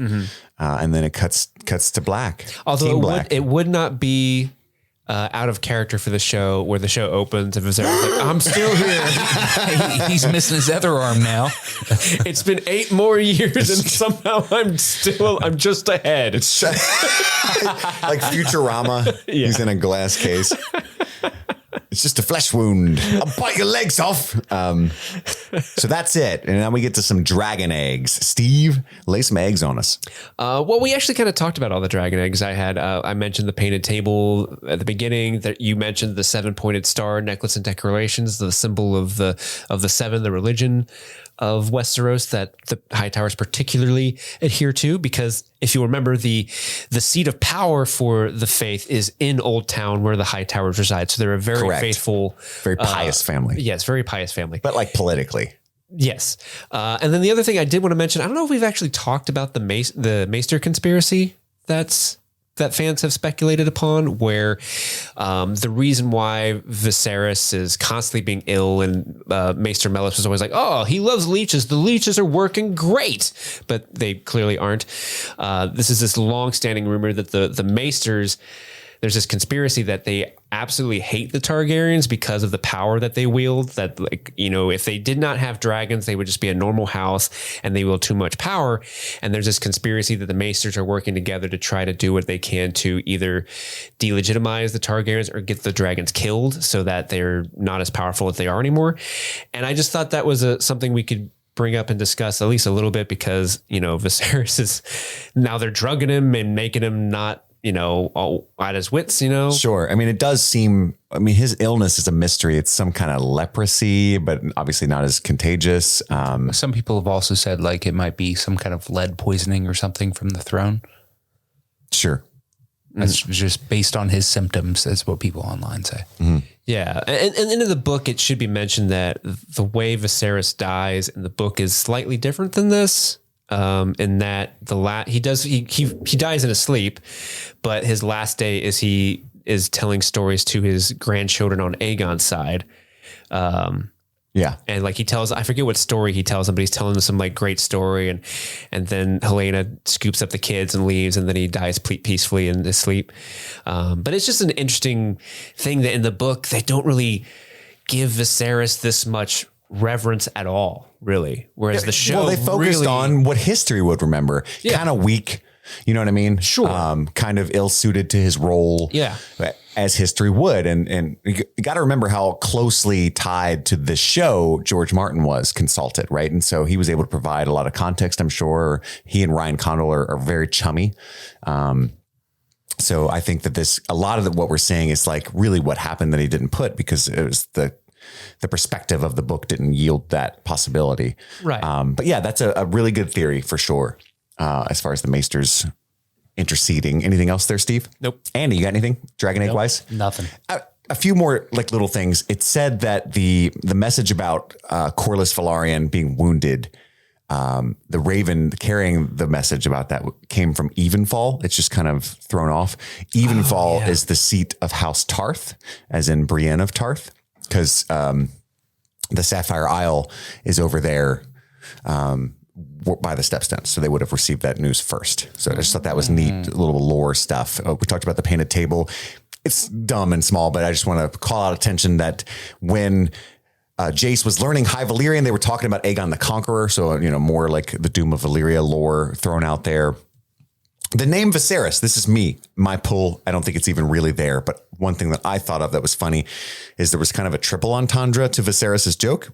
Because King Viserys, when he finds out that Rhaenyra named her newest child Viserys, he says, a name fit for a king. Obviously a joke referencing the fact that he is named Viserys and he's king. But also I think for lovers of Game of Thrones, there's another Viserys who is definitely not fit to be a king. No. And I almost want to believe that there's a triple entendre to that crown. joke. Yep. Well, like it also could be like fit for a king, and then you can think of like Viserys technically isn't fit for a king either. And he was elected to be a king. Everyone named that is not fit to be king, right? Yeah. So I just thought that was kind of funny. Vaemond also mentions the Doom, which is just like basically all the volcanoes erupting all over Valyria. The Silent Sisters, I don't think we've talked much about them. Oh, that's true. Were brought attention to in the scene with Rhaenys. The Silent Sisters are the Stranger's wives. The Faith of the Seven, they believe guy from Rings of Power. Yes. they believe in one God that has 7 aspects or 7 faces. And the stranger is the one that handles the death. And so the Silent Sisters take vows of silence and chastity. They don't talk or take lovers or anything. All they do is care for the dead. They prepare the bodies, take them to funerals, things like that. They're super creepy. They freak everybody out because that's their only function is to touch dead people. So they're like the coroners of Westeros, right? Do we vote for them? Death's handmaidens. I don't think so. I think it's more like a punishment actually for young women. Yeah, a lot of them are like women who had their tongues cut out and shit. One of them was like a queen at one point, I think, in the book. Mm-hmm. Oh yeah, you're right. But that brings us to our Valyrian Steels segment, our 3 favorite moments of this fantastic episode. Try as you might to figure those out. Steve, what is your number 3? Coming in hot at number 3, we've got Rhaenys and Rhaenyra in the Godswood, talking about the role of succession in Driftmark, and just kind of, I just these two queens talking. Just watching them just interact is so great, and I love how I really like Rhaenys' sort of resignation, like none of this matters. Like everything, she has lost so much to this politics that really don't really matter to her at all. And they really shouldn't affect her anymore because she is the lady of Driftmark. She shouldn't really have to really care about the Iron Throne at this point in her life, but yet it keeps bringing her back and keeps taking things away from her, even though she kind of moved beyond her claim to the Iron Throne years ago. And she doesn't even know if her husband is even alive and all that stuff. And it's just such a really, really fun scene between the two of them. And I still, I just give me more Eve Best. I love her. I love Rhaenys. Yeah, that character's amazing. She is my queen. All right. I get you. The queen that never was. The queen that never was. I'm Borman Baratheon. Okay. Andy, you're number 3. My number 3 is Rhaenyra beseeching her dad to defend her. The sequence where she says, "The Song of Ice and Fire, do you believe in it? If our job is to unite the realm against a common foe, then defend me, defend my children." And just the performance there from Emma Darcy was incredible. And I thought that the acknowledgement of like, hey, this is what you did by naming me your heir. Not only did it like divide the realm, but you set a burden on me that's unbearable. You put me in a pickle. Yeah. It's a real pickle. A real bucket of syrup. This is a recipe for some strong gravy, Dad. Dad, I don't know. I ain't making poutine here. No, it was wonderful. That was a great scene. A great scene. My number 3 is Viserys at the very end of this episode. I just think that the whole idea of Alicent almost reconciling with Rhaenyra and that just being undone by this misunderstanding is so true to real life. Like if we could all just take a beat and just really understand what the other person's even actually saying and how they feel, 99% of conflict could be, if not 100, avoided, right? And so that's the way that the world really is. But it's like such a Shakespearean knife in the heart twist that I did not see coming. And because you haven't been the greatest fan of this Song of Ice and Fire connection. No. It makes so much sense why they've been hammering that home now, to use that as the pivotal misunderstanding that causes all of the conflict. True. It's genius. I also think that there is a double purpose to it. I really do think they're building this IP, this franchise ability that they're going to have to keep bringing up Azor Ahai for like the Jon Snow sequel type stuff later. Fair. Because if you think about Nissa, Azor Ahai stabs Nissa and forges Lightbringer. He literally impaled Daenerys, so if they like resurrect the Night King, they undo everything everybody's mad about as far as him being so quickly undone by Arya. And then you have Azor Ahai now who has forged Lightbringer by killing Daenerys. I still hate it. 100% what's going to happen with Snow. I'm calling it now. But anyway, you're right. Like now that we know like in plot what's going on. But I just thought, we're saying goodbye to an incredible performance by Paddy Considine in this episode, most likely. So all of that culminating in this huge, well-written twist. I got to put it on somewhere in my top 3. That's my number 3. Steve, what's your number 2? My number 2 is a dinner scene between the two houses. And, we get Viserys's, call to, just get along. I'm an old man. I'm not going to be walking amongst you much longer. And I love all of you all so much. And it hurts me that you guys are fighting like this. And I know it's no secret. I love the character of Viserys, and it pained me to see him in pain.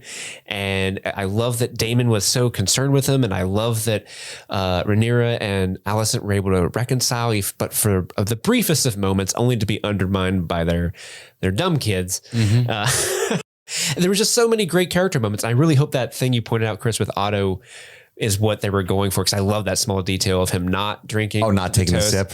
Like if that was what they were intending, like, num. I want to say too, I was going to talk about it in the recap, but I wanted to save it for a dragon egg, and then I forgot. There's a shot right before Viserys shows up of, let me get it in front of the camera here. It's from the book Fire and Blood of Rhaenyra and Alicent Hightower at the dinner table. And even the pig that they later linger on is, I think, very much on purpose when they drop it. The pig they put in front of Aemond. Yeah, in front of Aemond. So really because I don't know if you guys know, but Fire and Blood's an illustrated book. So they shot for shot, like took that out of the book. I just thought that was really neat. And that scene that Steve's talking about. Andy, you're number 2. My number 2 is the same thing. The dinner sequence, so many layers happening at the same time, and seeing some characters genuinely reconciling their differences, if only for the briefest of moments. And the transition of the stakes that, or I don't know if stakes is the right word, but the transition of the who's in power in the moment as it happens. Like as soon as the king is out the door, when Aemond is, or Aemond is, all of these names are so similar. When Aemond is like, you know what, one more toast. I got something else to say. Now that the king ain't here, I'm gonna start some shit. All of that went down so beautifully, so tragically. Most importantly, I think, but it was not just impacting, but impactful, but like also like heartbreaking in like in a way that I don't think that I expected it to be, because of the way that they had established the king's like relief at finally seeing everybody like, you know what, we all got over our differences. We're just gonna sit down. We're gonna have some nice pig. I've been smoking this pork for hours now. Let's just sit down. Let's eat. We're all a family now. And then to see it all fall apart immediately after, it was tragic in the best Shakespearean sense, like you said. But also beautiful, because Viserys doesn't know that it all fell apart as soon as he left. Yeah. And he's going to die thinking everything's cool. And he was like, oh yeah, my daughter, that thing you were asking me about. Yes, I do believe it. Yeah. And so that's my number 2 is Viserys, specifically the dinner scene. The dinner scene, but specifically Viserys getting to see his family being happy and watching Helena dance and things like that. Like that moment, I thought, oh my God, he's about to die. And they're actually taking the time to send him off in a way that, like, I know he's been suffering for 15 years straight. Let's give him something. And I thought that was really well done, really effective. You don't get a whole lot of like heartwarming moments in Game of Thrones universe. A lot of heartbreaking stuff. Nicole Kidman loves Game of Thrones because heartbreak does feel good in a place like this, meaning Westeros. Yes, Queen. Yes. But number 2 is Viserys getting to see them being a family, as fake as it is, right? He did not have to take that mask off though. He was like, I want you to see me as I am. Now let's eat. And everybody's like, not hungry anymore. And Steve, your favorite moment of this episode? I have a feeling our favorite moment is going to be the same between all 3 of us. I just have this feeling. Maybe I'm wrong. I'm thinking probably. It has to be. It has to be. It's Viserys arriving at court. Yes. Yeah. It's and Daemon putting the crown on him. Yes. Like a twofold thing. I mean, because you can lump it up, and I don't think it's fair to say this 12-minute scene, that 13-minute scene, because it ends in Daemon cutting the head off and all that stuff. That's a 5-minute scene. I guess it just feels like a lot of stuff, but yes. Well, because it's a really well done scene. Fucking good. I mean, the fact that that dinner scene was like 30 minutes or something. Right? Yeah. It was pretty long. Had to have been, yeah. I mean, the fact that he shows up and just how much pain this poor dude has to be in. He's literally falling apart. He's had to put on a mask. He looks great, by the way. I love the outfit they gave him, but it's a cool mask too. He's struggling to get up there. And the moment with him and Daemon where it really kind of lands that moment we had all the way back in episode 1 between the two, like that payoff was so great. And then just him still being able to find some sort of little piece of himself, like not this Skeletor looking dude that he looks like now, but he was able to call upon his old kingliness, where he's like cracking jokes and like, why are we here? Like, this was settled. Y'all are children. Yeah. Why don't you listen to me and just have a good fucking time? Yeah. All I want to do is have a good fucking time. I'm smoking a pig. You guys better all be there for it. You too, Vaemon. You're cool. You're cool. As of now, don't call my daughter a whore. If you don't do that, you're invited to the pig. You're not invited to barbecue.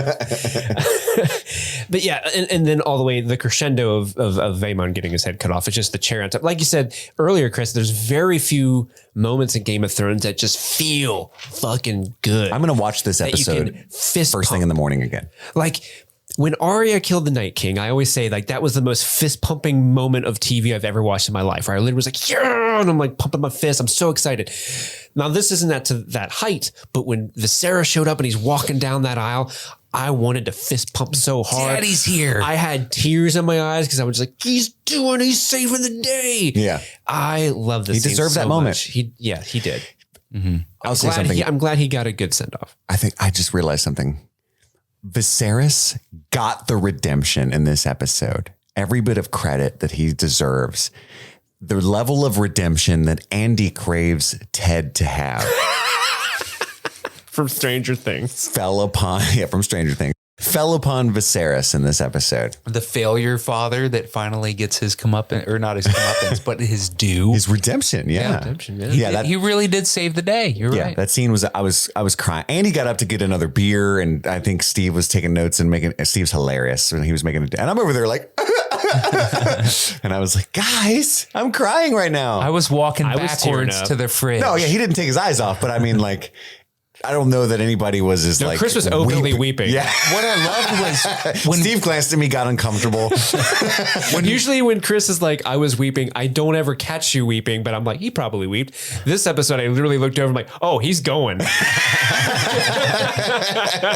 I love so much that Rhaenyra like stood up to like say her piece, like Vaemon had just said his part, and it was like, and it was going to be futile because it had been decided back room. Yeah. And so when the door opens behind her, I was like, oh no, it's getting worse. Yeah, who's interrupting her? Yeah, exactly. I for some reason did not see it coming that the king was about to walk out. Yeah, I didn't either. Yeah, it was a daddy's here moment, and it's like, yes. But by far the biggest reason that it's my number one is the Vaemon or the Aemon.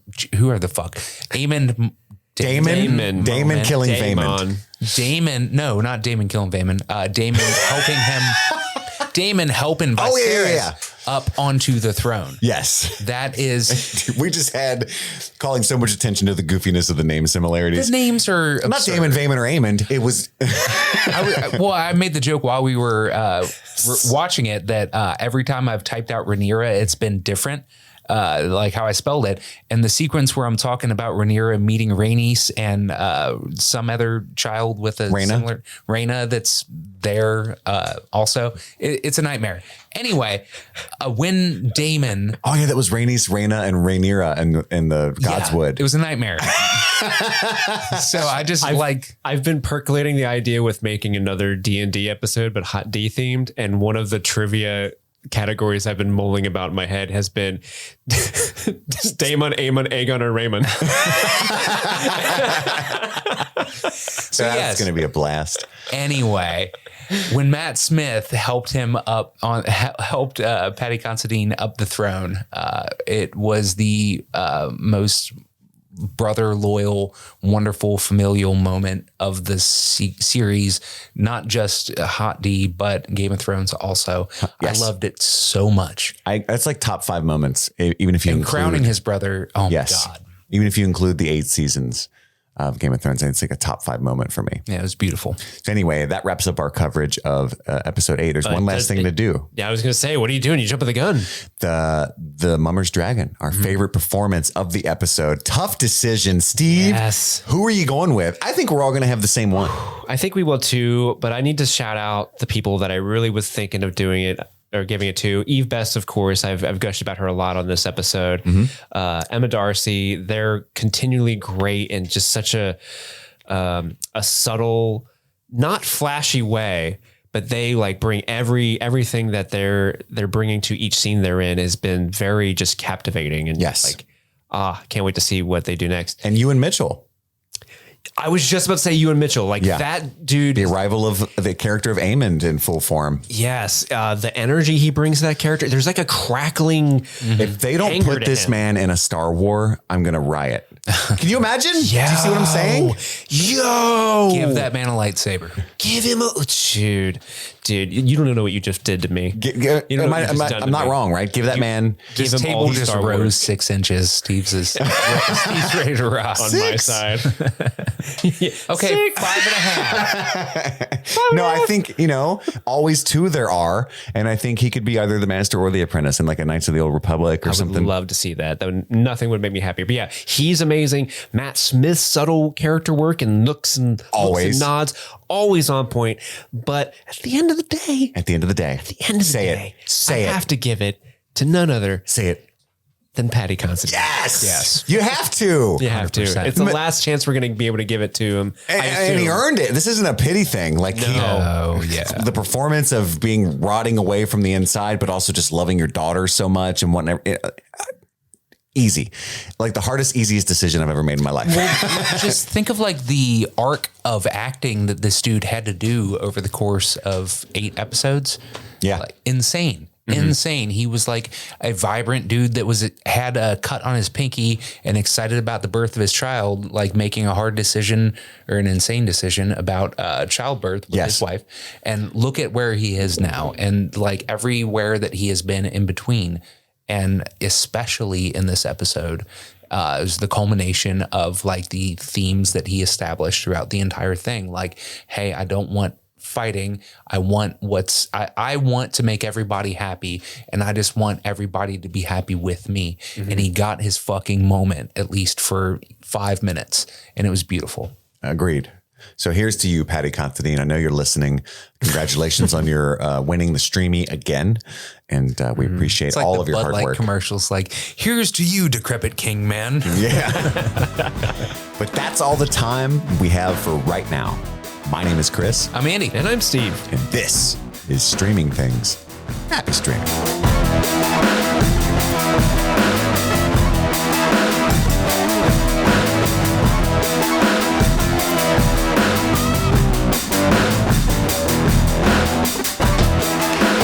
It's time for the new patron shout outs. Thank you all. Well, guys, I've got great news for you. We have new patrons to thank. Yes. Well, let's give a shout out to the people who joined up and became members of the Streaming Things family this month. First, in the Try Before You Deny section, we have Stanton and Valerie. Stanton and Valerie, man, thank you so much. And never forget, just try before you deny, man. Our new Marty B VIP producers include Ryan Bigger, Maggie, HHS Teacher, Hailey B, Abby Vollmer, Florida Josh, Christopher Corelli, and Alex. Florida Josh, are you the man that all those articles have been written about? Next up, we have our chocolate pudding producers. We have Tile, Jillian Sloan, Alex Lembeck, Jennifer Lynn Itzvan, Lauren Hartzier, Morgan Quimby, Ryan J. Poole, Misa McDaniel. Is that like a Jar Jar Binks thing? Yeah, Misa McDaniel. Misa give you some Kabongo. The planet core. Erica Swanson, Courtney Kilpack, Michelle, Katie, Joe Velez, Barry, Jenna, Melanie Bordelone, Alicia Martinez, Isis, Amy S., and Jennifer Hardy. It's not that ISIS. We also have some Friends Don't Lie producers that joined this month. That is Claire Cumming Herrero and Jenna. And then we cannot forget the people who upgraded the Patreon. So these are people who were at lower tiers and decided, hey, you know what? I'm going to shoot for the distance. I'm going to go make higher it rain. tier. I'm going for speed. Yeah, they got one of those little guns that shoot dollar bills and they just like shot it right all over us. First up, upgrading to the Try Before You Deny tier, we have Ghost. Upgrading to the Marty B VIP section because they knew it was so cool. There's a Nina in there. We've got Maria, Ali Ewald, Rachel Malloy, and Tony Dare. I Tony dare you guys to upgrade further. Well, one person took you up on that. They upgraded to the chocolate pudding tier, and that is Jenna. Jenna, welcome and Jenna. thank you. You have found the chocolate pudding much and keep it going, man. Just stay in the family. We need you here.